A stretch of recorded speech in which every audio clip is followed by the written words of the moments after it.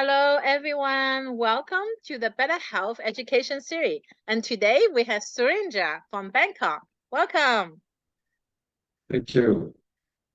So, give a bit of background of Surendra. I knew Surendra for a number of years, probably just over 5 years, from the time I was working in the UN.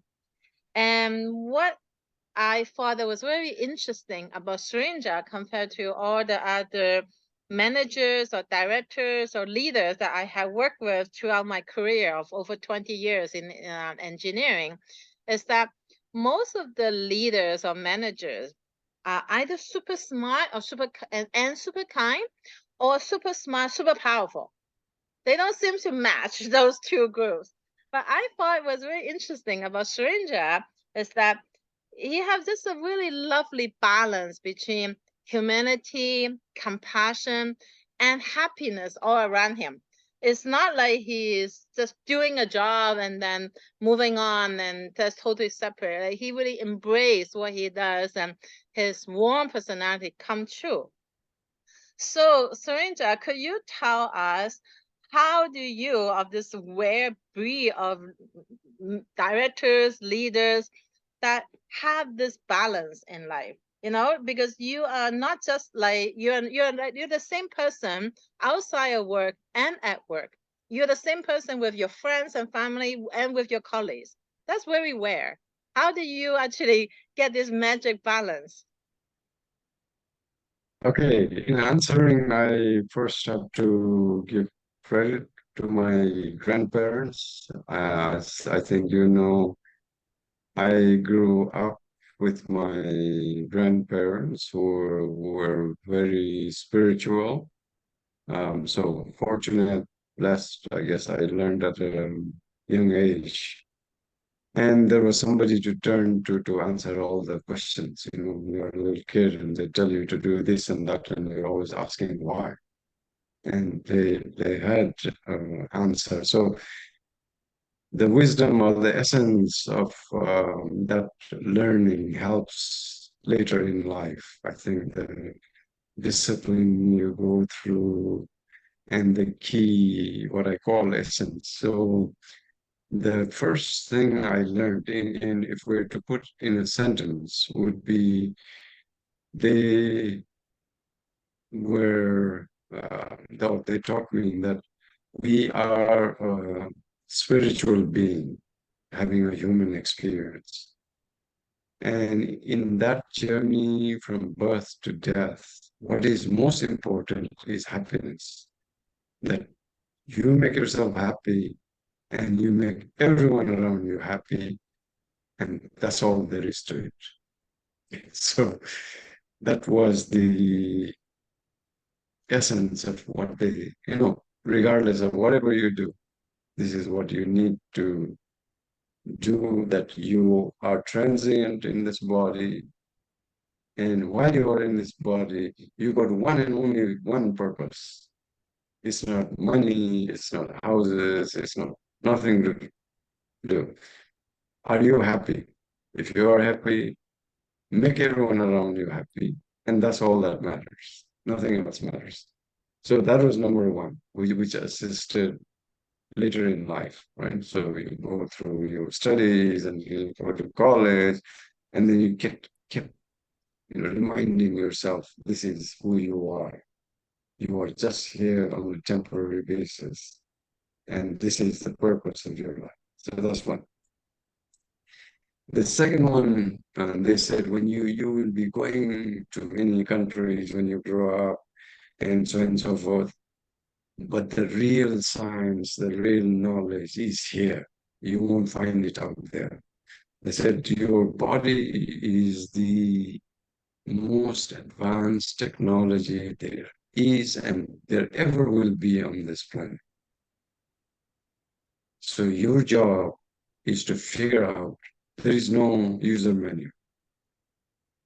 So your job is to figure out how it works. And that knowledge is here. You don't have to go to any other foreign land. So that twists your whole thing. And they said, whatever it is inside your body is energy that is the base layer. So if you understand energy, energy drives everything, the human body, all beings, all economies, and all. So that was the second one. So then to achieve that balance in life, what they practice and what I gained from being brought up by my grandparents. And if we're to put it together, so your sole purpose is happiness. So if you think that is the sole purpose, then everything that you do, you look through that filter. The second is the time aspect, time management. So you're born and you die. You're here for a limited time. So most young people think, do not think of this macro birth and death journey. So they instill from a very young age that, hey, you are here. So time is your most precious resource. That clock is ticking. So be happy, make everyone else happy, be in a don't. So when you have all this instilled, then you are not going towards just the material happiness because you already pulled the other way. So this has a thing on the balance that you're talking about. So if you think that way, you want to be happy and the time is limited, then you are approaching life a little bit differently, right? So when you approach life, you have a bit of confidence, or at least I had, because I had the backing of Yeah. my grandparents. So when you have that confidence and you are interacting in society, then that respect automatically comes. You know, when you're confident of what you're doing, what you're saying, the people around you respect you.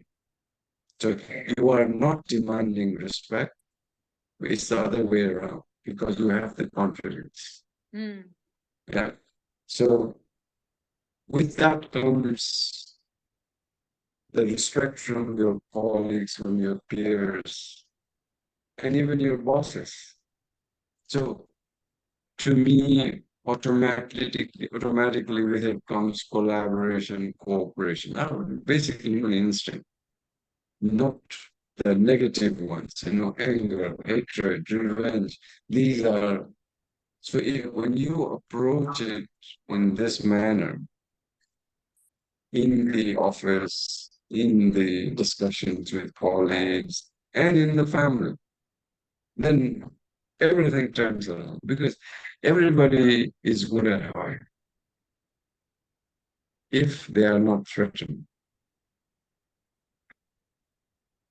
So that good of heart, that positive energy drives everything towards cooperation, collaboration, trust. And to me, having gone through all these duty stations, various positions, that is what was lacking. That's a very good point. So trust is lacking, and we're not looking for cooperation, collaboration. We're looking for domination, which is just totally disrespect to our peers and colleagues.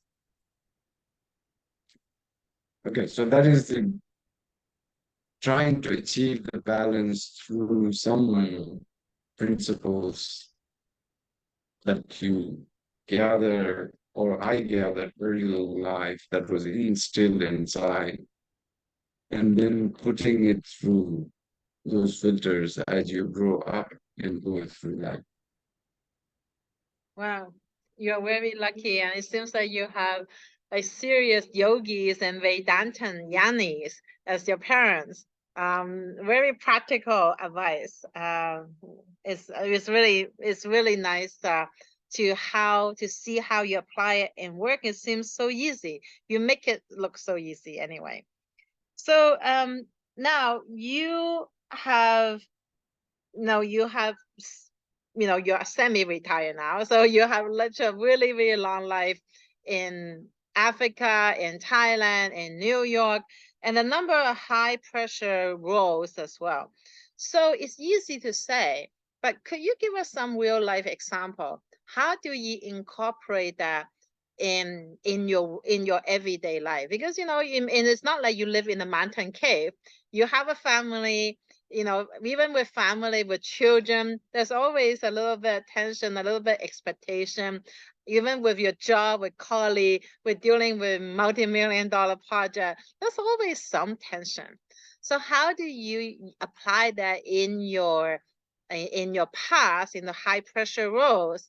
How do you actually do that? How do you actually um, make it work for you?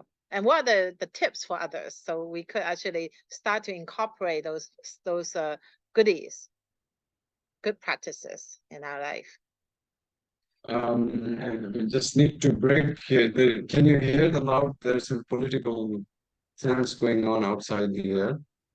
Can I just take 10 seconds to close the...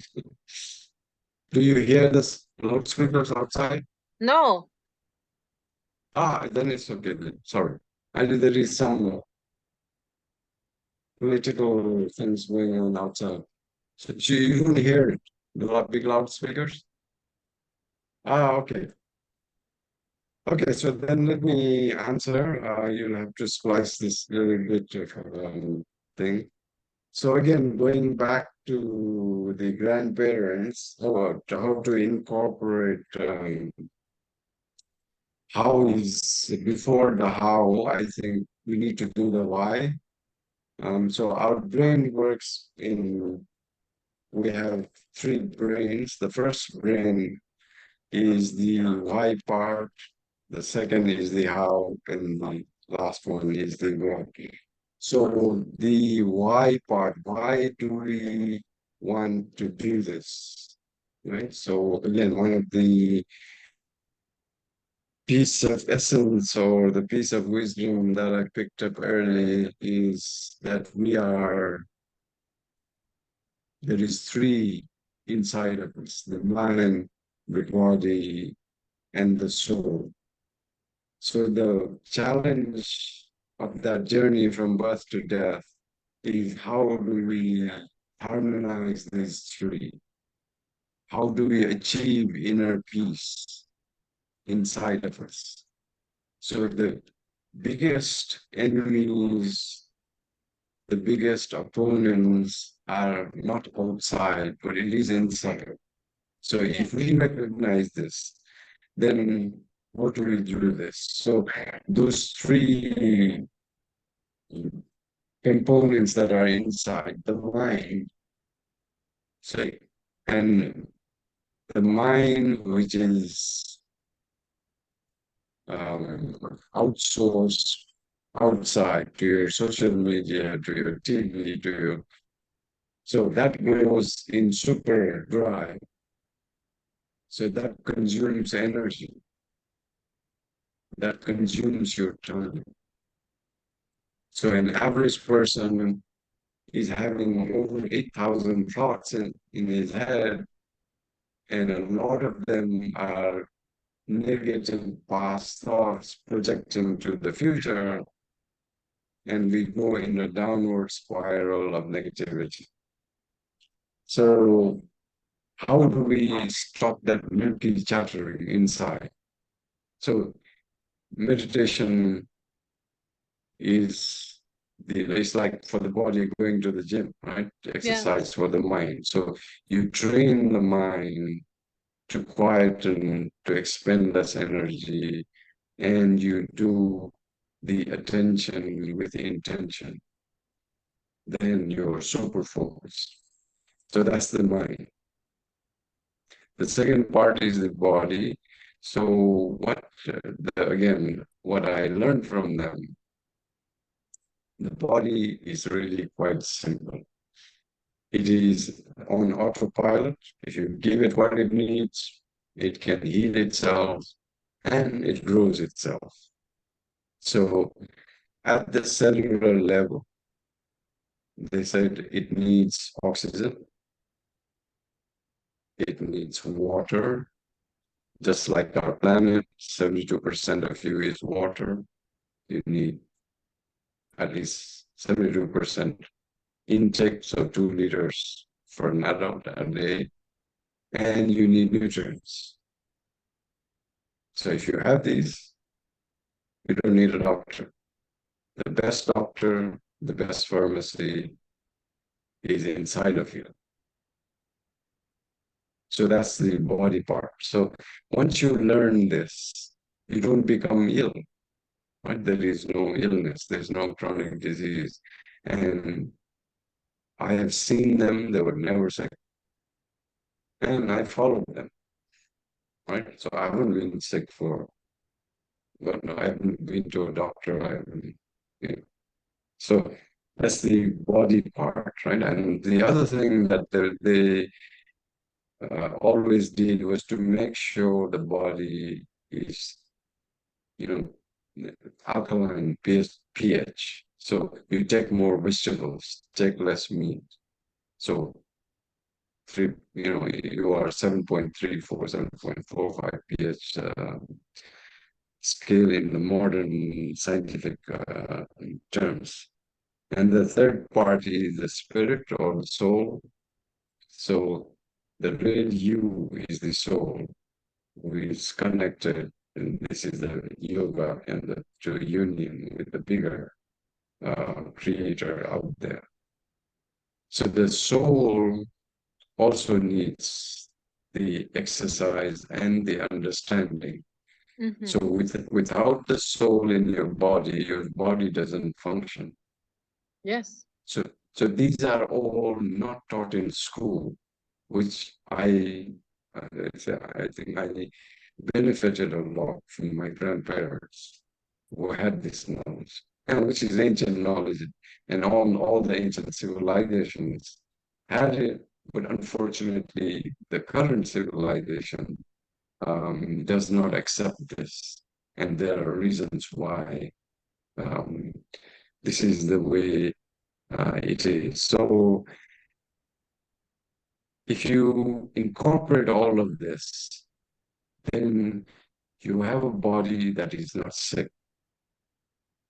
You have a mind that is not hijacked and outsourced. Yes.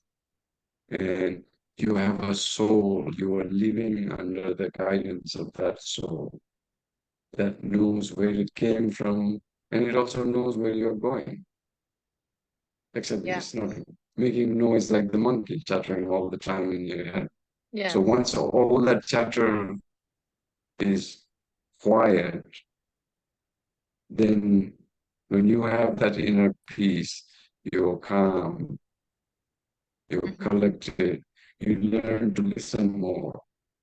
Um, so that is that attention with intention. So the energy in your body is focused to listening, is focused to cooperate, collaborate, assist others, rather than the negative approach of what is he trying to get out of me, right? That kind of approach. So they can also feel the positive energy as you can. So once they feel the positive vibes, they are positive. So Mm. we need to be positive ourselves. And when we interact, although the other person may be negative to start with, once they feel the positivity, they change. And that's also my experience in the workplace. Yeah, lot of, you know, in the UN, we are a mix of all kinds of cultures, religions, and there is always a hesitant thing when you are from a different culture. So in the senior management in New York or in Nairobi or in Geneva, when I sat down, I was the only Asian around the table. So they look at you, right? So the initial first impression is, you know, it's not so good. But then as you discuss and as they see you're different. They see that, and you get equal positive vibes in return. And that's all you need. Once you have that, then you work together and raise the organization, the project, whatever you're doing together up.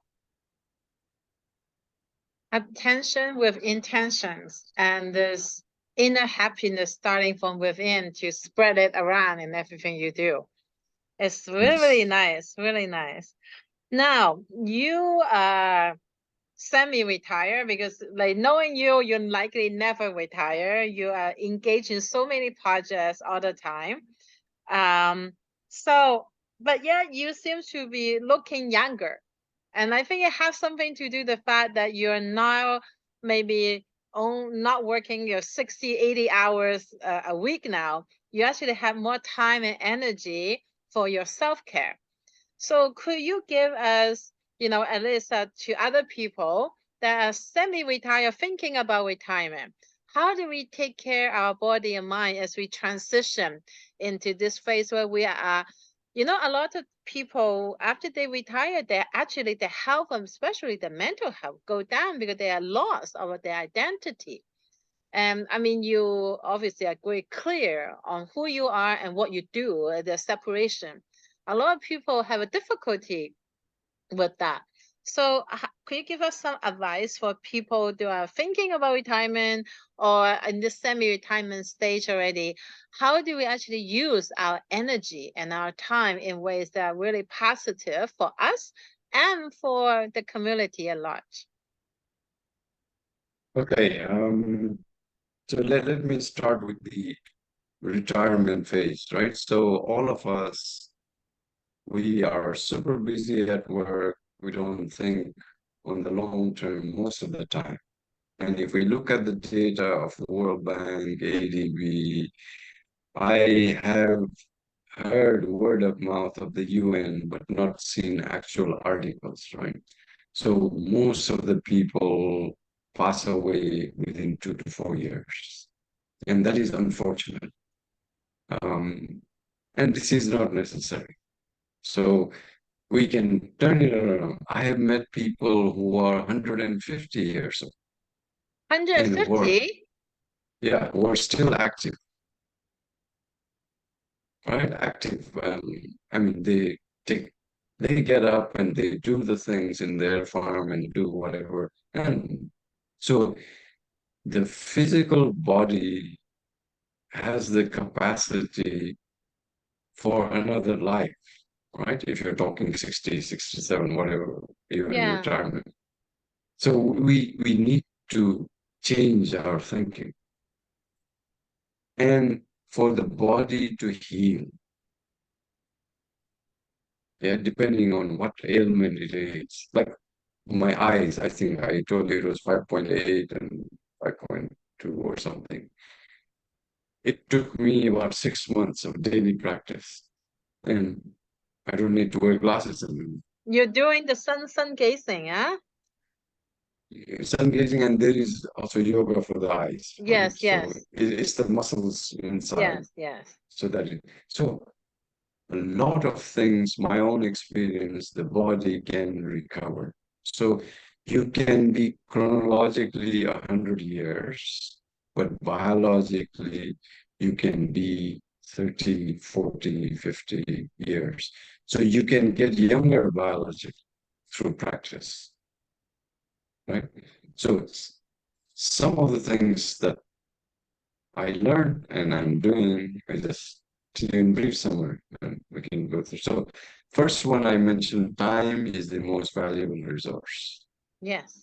The creator doesn't discriminate between the rich and the poor, and he gave everyone 24 hours in a day, right?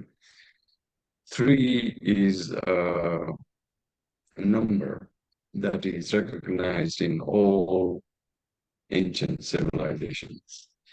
In the Hindu tradition, we have three main gods, the Brahma, the Vishnu, and Shiva. And everything is organized with three after that. So if you divide 24 by 3, you get 8. So devote 8 hours for rest, sleep and rest, 8 hours for work and learning, So the moment you stop learning, the brain cells start to die. That's not what you want to do.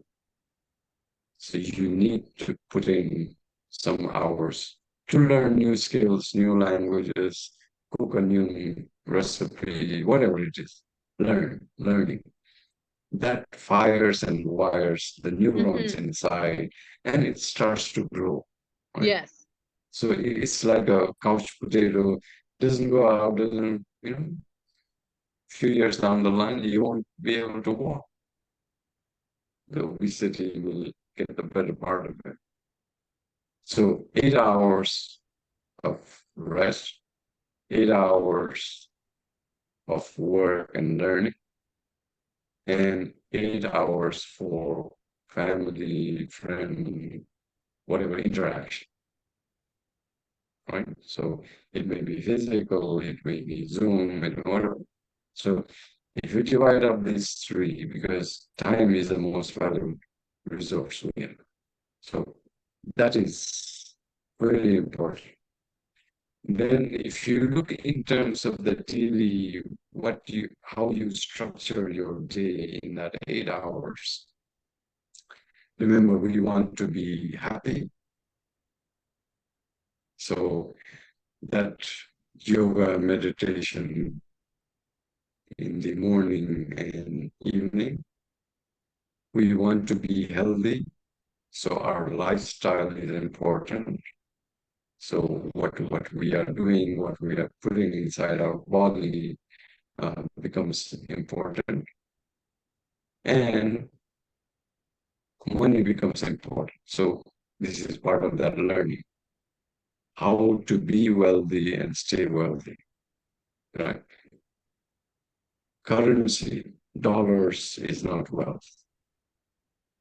So the powers that we purposely have removed any knowledge about wealth. But with the internet, um, you can have access to learn what it is. Once you understand what is money, what is currency, what is wealth, then it's a piece of cake. It's a piece of cake. Yeah, so that's the learning part that we need to do. So happy, healthy, wealthy is the objective for each day. And so the lifestyle includes sleeping, how to have deep sleep. So all the repair work of the body happens when you are in your deep sleep. Yes. So how to have that deep sleep? And there are techniques from, again, Yes. the ancient civilization. So once you have the deep, I'm just going through the morning routine, right? So once you have the deep sleep, you usually want to wake up. Yes, I'm telling you this to my mind, to myself. Want to wake up with the birds, right? This is between 3 to 4 in the morning. So once you make it a habit, then it becomes a routine. You don't need Yes. alarm clock anymore. You just automatically wake up. And that is the time when anywhere on the planet, when the Earth's energy at that particular point is the highest. Yes. So the birds are waking up and making all the noise because they have the energy is hitting them. So we wake up at that time, drink a lot of green tea with lemon to make it alkaline. If you have inflation inside, cough, cold, all these things, you add turmeric. Yeah. If you have pain, you add cloves. And if you are on the cold side, you add some honey. You add what? Honey. Honey. Yeah. So wild honey is good. This doctor. So Yes. if you do these three things, then your body is alkaline. You've taken care of the pain or any inflammation that is happening inside. So that's so I have after all those ingredients. Yes. So you should, depending on what is happening inside, you should keep it and take it. And that's all you need. Then cleanse your body. I do about an hour of yoga and an hour of meditation. And then I go for a swim and I come back and have breakfast with prayer. So breakfast is usually yogurt with dates and figs plus fruits. Lunch is usually rice with greens and curries and so on. And the last meal is around 6, usually a plate of vegetables. So less in the evening. This is Yes. again because you 70% of your body's energy is taken up in digestion. Yes. So when you are in your deep sleep, you don't have enough energy. The repair, restoration is not happening in the body. So you need more energy when you're sleeping. So if you're eating less and if you're eating things like nuts and fruits, it takes half an hour for your body to Yes. digest. So you are not taking up that energy. So that's that lifestyle part of the what we are talking about. So anyway, so with the healthy body, healthy mind, so you favor towards happiness rather Mm-hmm. than negativity, lifestyle change so that you're moving your pH more towards alkaline Yes. and less towards acidity. So all chronic disease only exists when your body is acidic. Yes. So if you're alkaline, then the chronic disease has no chance to uh, thrive inside. Yes. And the last one is about money. We all need money. That is the glue we interact with society, and especially now that the turmoil is coming, right? So if you look at the parameters, if you, and all the ancient texts is telling you, the astronomy is telling you Yes. that we are heading towards a very difficult period. So that is because of money. That is because one power is on its way down. They don't want to give it up. So they'll have a couple of wars before they admit that they're finished. And then the new empire emerges and history will repeat itself. So it's a 100-year cycle. The other thing that is repeating is centralization, decentralization. So this is more 250-year cycle. So the last time we had this kind of conflict was 250 years ago with the French Revolution, with the American Mm. Revolution, where power was concentrated on a few nobility and royalty, and then the masses were given the right to own property, that self sovereign freedom, the aspect of freedom started to come in, and the state separated from the church.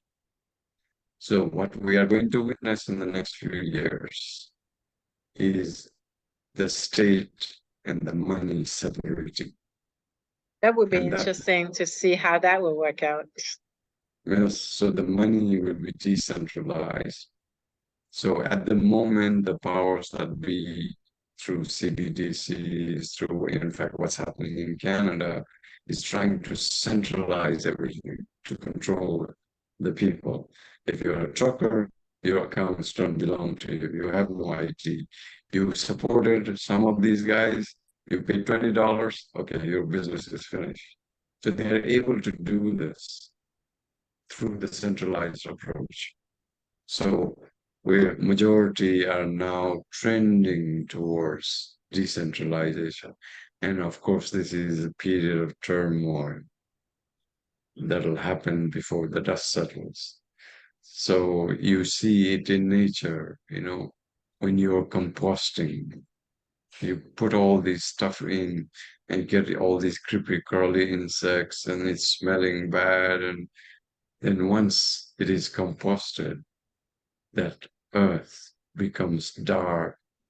It becomes, anything will grow on it. The nutrients come back. It doesn't smell. So it's in a growth period. So just like we are little kids, you know, you go to school, then you become adult, and then you decline. So we are going through the last phases of decline and initial phases of birth. And the mother who gives birth, of course, there's a lot of pain and suffering and things that happen. So this is all part of a cycle, part of a nature. And if you look what happened and what the ancient text says, it is there writing, except we as humans, we don't tend to look at the bigger picture. We think of me and my this moment and this day and this year. But if we look at we know it's coming. So we know how to prepare. So the wealth knowledge, part of the knowledge will be very important in the next few years. Okay, let me stop there. I think it's really like important as we transition into this last phase of our life. Just because we may not be drawing like a corporate paycheck does not mean we stop learning. And as you are getting healthier and living longer, the idea of how do we use our wealth for our own well-being as for the longer term is even more important. And how do we actually take care of this body with simple things, so we're not putting in all sorts of drugs, putting in all sorts of complex foreign object, but using very simple natural ingredients like clove and turmeric. So thank you, thank you, thank you. It's always a pleasure to talk with you.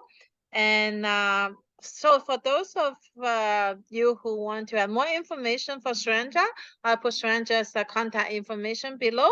And also for those of us who want to take better care of mind, and body-mind connection, there's a list of very simple, easy to do advices that we can follow. Again, thank you, Surendra. Thank you for your time, and thank you always for your insight into how do we be a happier, more productive human being. Thank you. Yeah, thank you for inviting me and having this opportunity. Thank you very much. Thank you. Thank you. Okay, Um, bye.